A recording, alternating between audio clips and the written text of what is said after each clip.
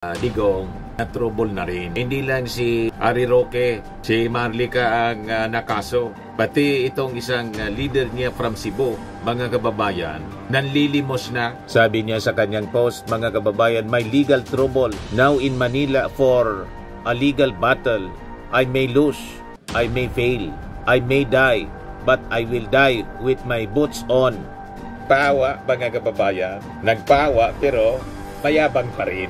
Anong tawag sa ganyang tao kung hindi yung sinasabi ni Sara na intellectually challenged? Sabi journalist dito ng Manila Bulletin, yung pinatawag po sa Congress for spreading fake news. Ayun, nagpa-fundraising na rin. Sanay talaga po mag-fundraising. This is why, if you believe in our fight, I would like to share the plight of Sir Jun Abines. Nagpapagang mga balita at pagtalakay sa mga isyu na lipungan. Bulsa! Opinyon, banat at paglalantad sa katotohanan. Bulsa! What you see is what you get. You decide. Ito mga kababayan, si Dante Maravillas, Bicolano vlogger, broadcaster from Albay. Pati mga kababayan, mga supporters ni Digong, na trouble na rin. Hindi lang si Harry Roque, si Marlica ang nakaso. Pati itong isang leader niya from Cebu, mga kababayan, nanlilimos na kasi nakaso siya. Sino niya yan, Mr. Maravillas? Yan po, si Jun Abines. Naalala ninyo itong pagmumukhang ito, mga kababayan? Sa yung organizer ng Maisog Rally doon sa Cebu na mangyak-nyak, mga kababayan, ng yung Maisog Rally. Kinancel yata yun yung permit. Nagpaulan ng pagmumura tulad ng amo niya. Ngayon po, tulad ni Harry Roque, ayaw napasok sa trouble. Ang hindi natin maintindihan kung bakit kailangan niyang manglimos. Hindi ba siya sinusupport ng mga Duterte? Di ba? Napasok siya sa trouble, kaka-defend kay Digong, kay Sara. Tapos ngayon, nanlilimos. Sabi niya sa kanyang post, mga kababayan, may legal trouble now in Manila for a legal battle. I may lose, I may fail, I may die, but I will die with my boots on. Pawa, mga kababayan. Nagpawa pero mayabang pa rin. Sabi niya sa kanyang post, the enemy is very powerful. They use the full might and resources of the government to silence me.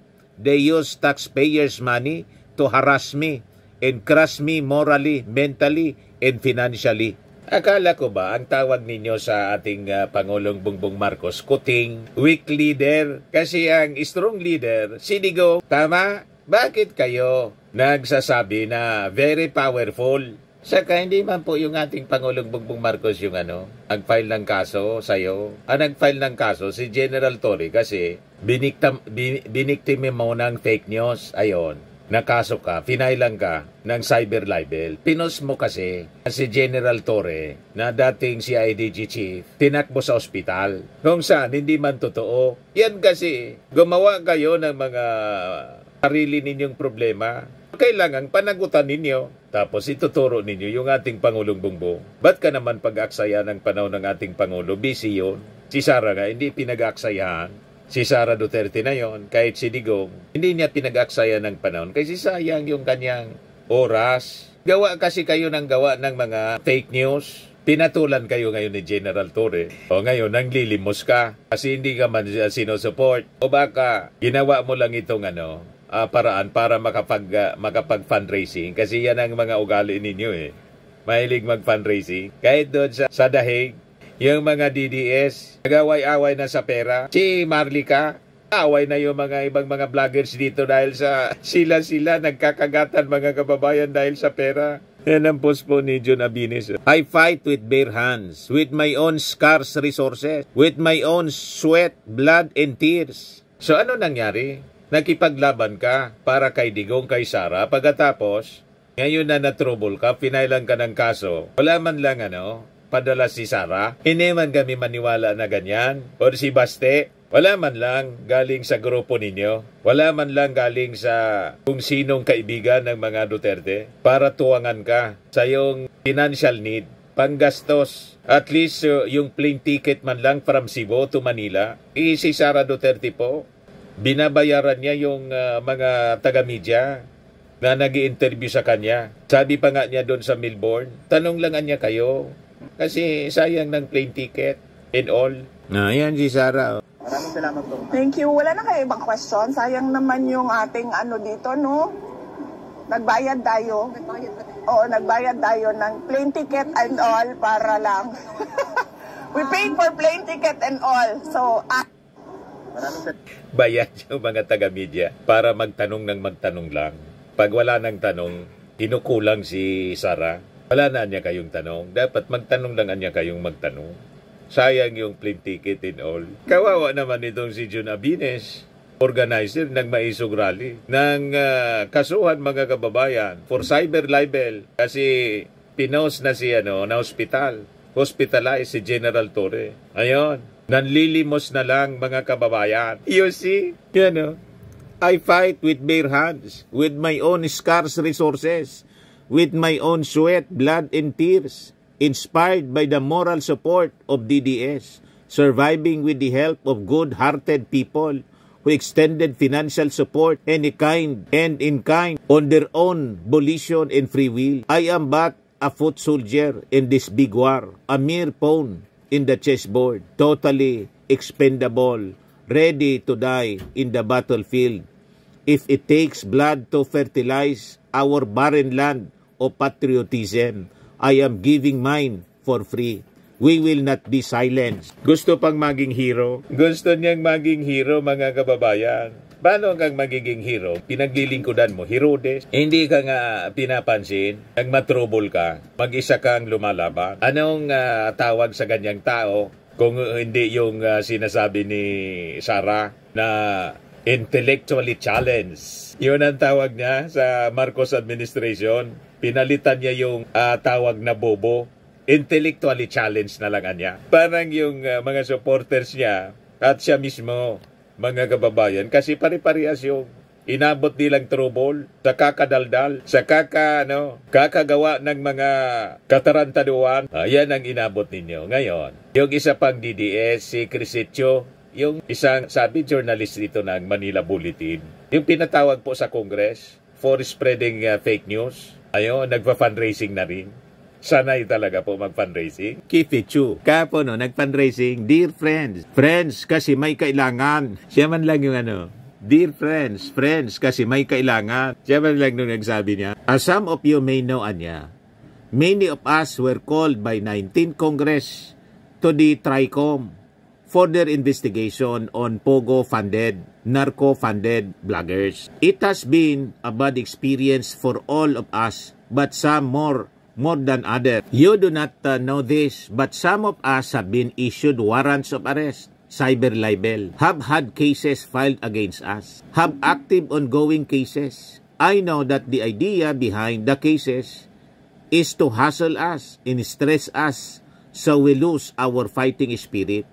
But hanggang kaya, that will never happen. Pero hindi lahat sa amin financially capable labanan these cases. This is why, if you believe in our fight, I would like to share the plight of Sir Jun Abines. He is based in Cebu, but has to be here in Manila a lot because Torre filed a case against him. If you remember, ito siya yung pinuntahan ng hating gabi sa bahay nila with a search warrant. And Sir John says kinuha ang mga gadgets niya na para siyang terrorist or criminal. Sir John is a regular accountant who loves his country, a lead convener for Hakbang ng Maisog in Cebu, who is now facing charges of cyber libel. His fault, saying Tory was in the hospital, his payment, this case. One that is overblown and out of proportion. A warning shot, I believe, to all of us. Ang hirap na ang kaaway mo, PNP chief na. If you have a little extra, 100, 200, 500, 1,000, and you believe in our cause, please feel free to send a little something to Sir John as he battles his case. Sabay post mga kababayan kung saan ipapadala. Ayan may GCash, may BPI account. Maraming salamat for the help. Let's fight alongside each other. Diyan sila magaling mag-fundraising po. Ginawang palabigasan po yung mga mamamayan, yung mga dadala ng kanilang mga pagmamakaawa. Ang tanong, bakit kailangan ninyong manglimos? Ba't hindi tulungan ni Sara, tulungan ni Baste, tulungan ni Hanilet? Anyway, binibinta na yung bahay. Mababawi pa rin yung kung anong gastos sa ano. Hindi man siguro maubos kung tulungan si Jun Abines. Bakit yung publiko pa? Napakalinaw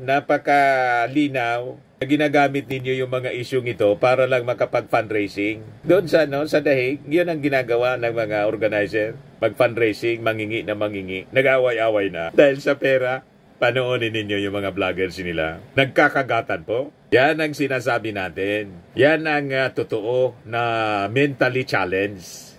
Papasok ka sa mga ganyang problema. Ang hilig kasi ninyo, magpakalat ng fake news. Ayon, pinatulan kayo, General Torre. Kasi, alam nga naman palampasin natin. Palampasin ng ating mga authorities. Matindi yung pagpapakalat ng fake news. Ito yung balita mula sa Bilyonaryo News Channel. One-man troll farm. FPRRD's digital reach alarms ICC Counsel. ICC Assistant to Counsel Attorney Cristina Conti said, former President Rodrigo Duterte's persistent online influence has alarmed prosecutors at the International Criminal Court, particularly as it risks interfering with legal proceedings and witness safety. In a video posted by political analyst Richard Hidarian on Saturday, Conti called the former president a one-man troll farm, citing his wide influence to Filipino social media users. Duterte is a source of this. He is a destabilizing factor, sabi ni Conti. He is a one-man troll farm, to put it mildly. She warned that Duterte's messaging, often amplified by an online ecosystem of bloggers, influencers, and anonymous accounts, continues to shape public opinion and intimidate victims. Kasama dyan yung si Jun Abines sa mga bloggers nila, na-document yung pinakalat. Mga kababayan ni Jun Abines, na-document ni General Torre. Ayun, kinasuhan ng cyber libel. Ngayon, ang lilimos na. Di ba, mga kababayan? Tigilan kasi ninyo ang pagpapakalat ng fake news. Ang akala ninyo, makakatulong yan sa kaso ni Sara at saka sa kaso ni Digong. Lalo ninyong nilalagay sa trouble. Di ba? Yan sabi rito. Conti stated that the ICC is reportedly considering this in its deliberations, especially in relation to Duterte's flight risk and potential efforts to tamper with evidence or manipulate witnesses. If he has internet access, baka may sabihin na naman that his power, whatever Duterte says, you have to do. That's dangerous. Meanwhile, Conti also shared how Filipino internet users armed with screenshots, receipts, and sharp wit have begun exposing troll accounts and posing back against pro-Duterte disinformation. May picture na may resibo, Conti said, referring to efforts to identify and unmask anonymous DDS accounts. It's funny but at the same time, enlightening. It's a fight that has to be fought. Yan po, mga kababayan, ang consequences ng pagpapakalat ng fake news. May nasampula na si Jun Abines. Di ngayon, nanglilimos siya ng tulong para may panggastos siya sa cyber libel case na final ni General Torre.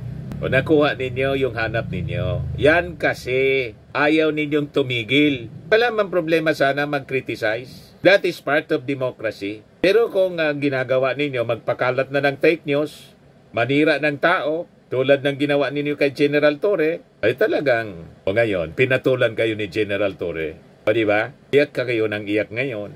Pati si Crisitio, nanlilimos na rin. Ito pala yung idagdag ko na lang itong balita. Court, Alice Go is Chinese. Nagdesisyon na po yung korte. Manila RTC, Branch 34. Na si Alice Go, yung dating Bamban Mayor, talagang Chinese siya. Term as Bamban Mayor is void. Tanggal na siyang diretso. Ito naman po, Firmax Firming and Lifting Cream, pinapahid po sa mga pulses in affected area. Mainam po sa paninigas ng mga kaso-kasuan.